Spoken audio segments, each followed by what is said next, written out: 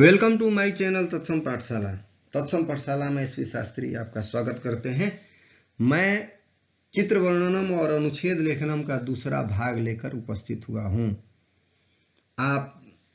मैं जो कहता हूं आपको लेकर के आता हूं और आपको जो परेशानी हो मुझसे शेयर कीजिए, वो चीज भी मैं आपको लेकर के आऊंगा।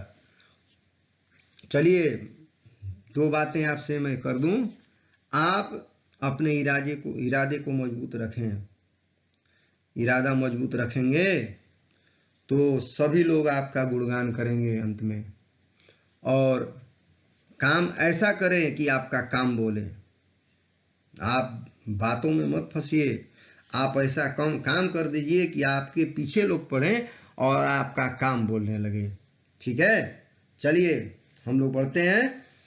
पहला जो चित्र इसमें आप देख रहे हैं, इसमें कुछ बैठे हुए लोग और एक कोई महिला या पुरुष खड़ा है, वृक्ष है, भवन है, ये सब चीज है। शब्द देखिए क्या दिए हैं। भवनानि पाठयति श्रावयति योग शिविरम महिला भूमौ परितः वृक्षा पुरुषा सर्वे। अब देखिए क्या लग रहा है कि योग कर रहा है लोग ना। तो पहला लाइन तो आप तो समझ ही रहे हैं। एतत् चित्रम योग शिविरस्य विद्यते। अब तो रटा रटाया हो गया। पहला लाइन नहीं भूलने वाला। अब 2 नंबर ही कहीं जाने वाला नहीं है। उसी तरह 10 नंबर भी या 5 नंबर जो कहिए कहीं नहीं जाएगा। अब यहाँ पुरुष और महिला सामने वाक्य बना दिया। महिला और पुरुष है। अत्र अनेक, यहाँ अनेक पुरुष और महिला हैं। अत्र अनेके पुरुषा महिला च सन्ति।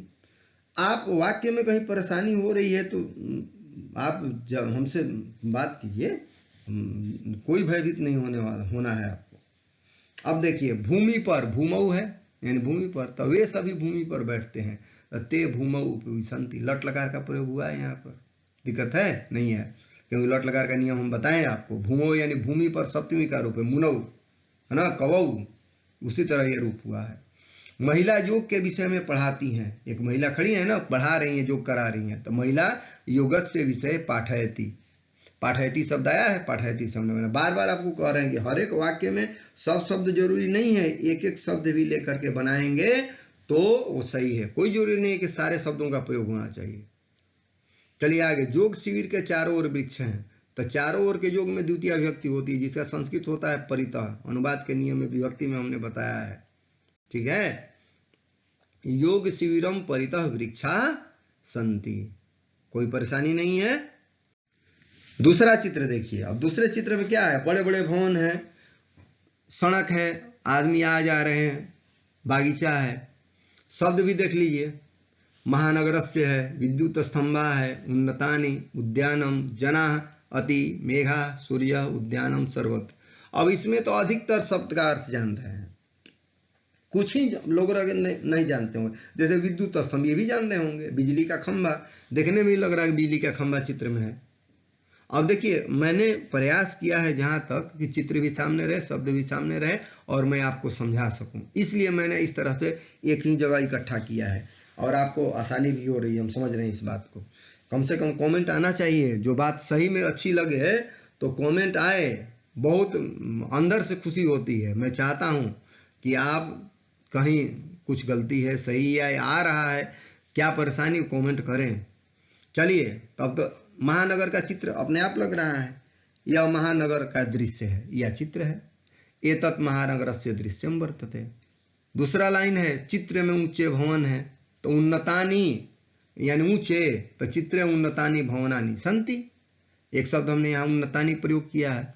लोग मार्ग में जाते हैं, तो जनाः शब्द आया है। हाँ, जनाः मार्गे गच्छन्ति। तो आप शब्द उठाइए। देखिए, चित्र में यही होता है। शब्द उठाइए, एक ही शब्द उठाइए, सरल वाक्य सोचिए।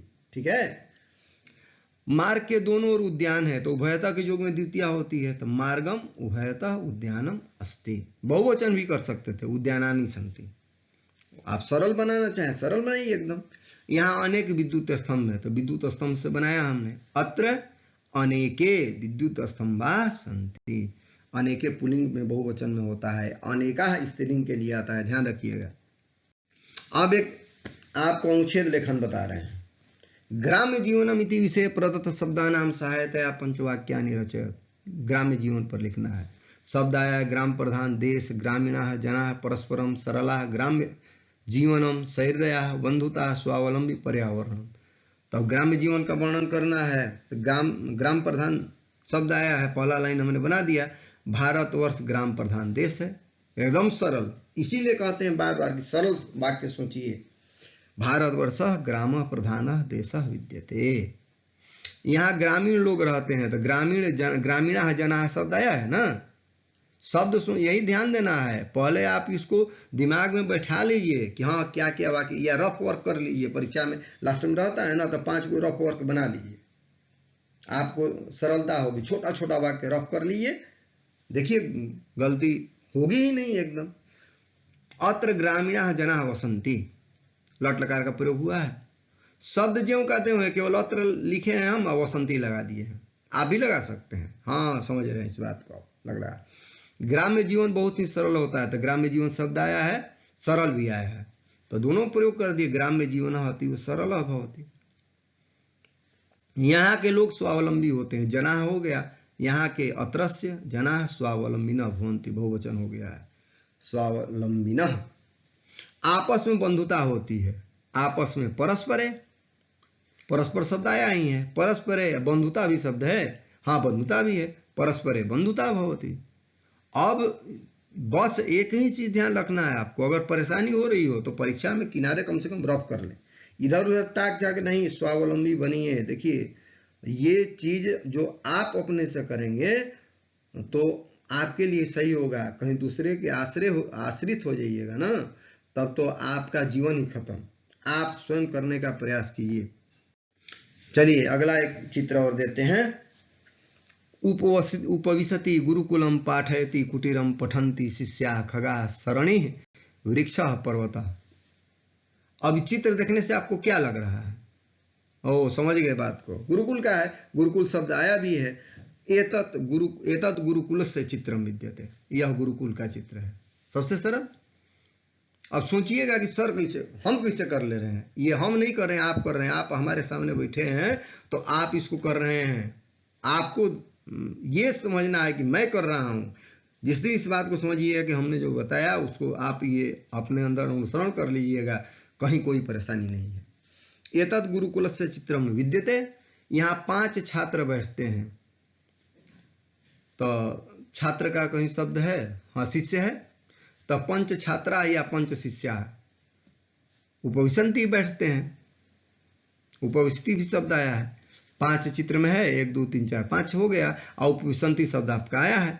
गुरु शिष्यों को पढ़ाते हैं, गुरु शिष्यान पाठयति, शिष्यों को तो शिष्यान, बालकान कर्म को होता है ना, आप पाठयति आए ही है, पढ़ाते हैं। अगला शिष्य मन से पढ़ते हैं, शिष्या मनसा पठन्ति, मनसा शब्द आया है, शिष्या शब्द आया था, शिष्य शब्द इसमें आ गया। आप पाठयति ऊपर वाले में आएगा, मतलब कोई जरूरी नहीं है एक ही शब्द एक वाक्य में आना चाहिए, एकदम पक्का ध्यान रखिए। वृक्ष पर चिड़िया है, इस तरह का वाक्य हम लोग पहले भी बनाए हैं, वृक्षे खगाः सन्ति। अगला चित्र देखिए, अब चित्र में बहुत सरल है। अब सूर्योदय हो रहा है, पर्वत है, लोग व्यायाम कर रहे हैं। प्रातः काल व्यायामम सूर्योदय खगाः वृक्षा भ्रमतः कूजन्ति बालिके चत्वारा। तो हाँ समझ गए आप, अब हमारे कहने से पहले लग रहा है समझ गए। चलिए बहुत बढ़िया, खुशी हो रही है मुझे। खुशी तब होगी जब सब्सक्राइब और शेयर करते रहिएगा और कमेंट कीजिएगा, तो ज्यादा मुझे खुशी होगी। चलिए यह चित्र प्रातः काल का है, एतत् चित्रम प्रातः कालस्य अस्ति, बहुत सरल है।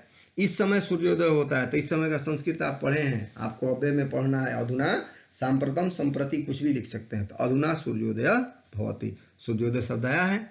2 लड़कियां घूमती हैं, तो बालिके शब्द है, बालिके मतलब 2 लड़कियां, तो द्वे हम जोड़ दिए हैं, द्वे बालिके भ्रमतः, भ्रमतः भी शब्द है, तो कितना सरल दिए हुए हैं। लड़के व्यायाम करते हैं, लड़के का व्यायाम, लड़के का बालका, अब व्यायामम शब्द दिया ही है, व्यायामम कुर्वन्ति करते हैं। वृक्ष पर चिड़िया पूजती हैं, तो वृक्ष सप्तमी, सप्तमी का तो प्रयोग कई बार आया, वृक्षे खगा पूजन्ति। अब ये आपका अंतिम है भाग दूसरा का ये, और इसमें आपको हम बता रहे हैं वही अनुच्छेद लेखन। प्रश्न आपका है, समाचार पत्रम इति विषय प्रदत्त शब्दानां सहायतया पंचवाक्यानि रचयत। शब्द आपका दिया है, समाजस्य दर्पणम सुलभम साधनम वर्तमान युगस्य समाज सुधारक संपूर्ण विश्वस्य आलोचना अधिक मूल्यम न समाज सामान्य जनाना।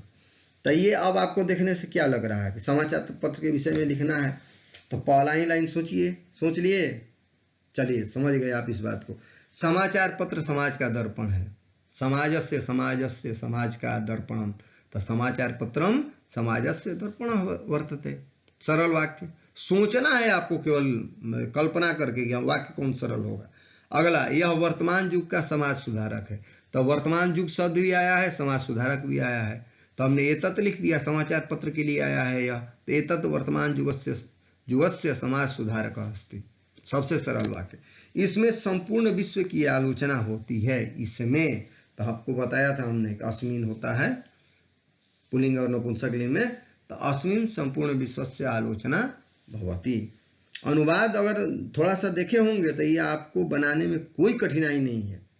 अगला वाक्य देखिए, यह सामान्य जन के लिए सुलभ है। तो सामान्य जनानाम आया है ना, तो चतुर्थी लगा दिए, इदम सामान्य जनेभ्य अपि सुलभः। सुलभम ही शब्द है, सुलभ विद्यते, सामान्य लोग के लिए भी सुलभ है। अगला लाइन, इसका अधिक मूल्य भी नहीं होता है। अब देखिए सारी बातें समाचार पत्र के विषय में आई है। अनुच्छेद का मतलब यही होता है, चित्राधारित का मतलब भी यही होता है कि चित्र में जो दिया है पांचों उसी का वर्णन कर रहा है। तो लास्ट लाइन हमने लिखा, इसका अधिक मूल्य भी नहीं होता है, अस्य अधिकम मूल्यम नास्ति। चलिए अंत में कहेंगे, सब्सक्राइब करना ना भूलें, लाइक करें और मित्रों के साथ शेयर करें। जितना ही ज्ञान को बढ़ाइएगा, ज्ञान आदान प्रदान का चीज है, ठीक है। अगला हम पुनः लेकर उपस्थित होंगे आपको प्रश्न निर्माण, अन्वय इत्यादि जो भी शेष रह गया है उसमें हम लोग पुनः आगे बढ़ेंगे। तब तक के लिए थैंक यू, धन्यवाद।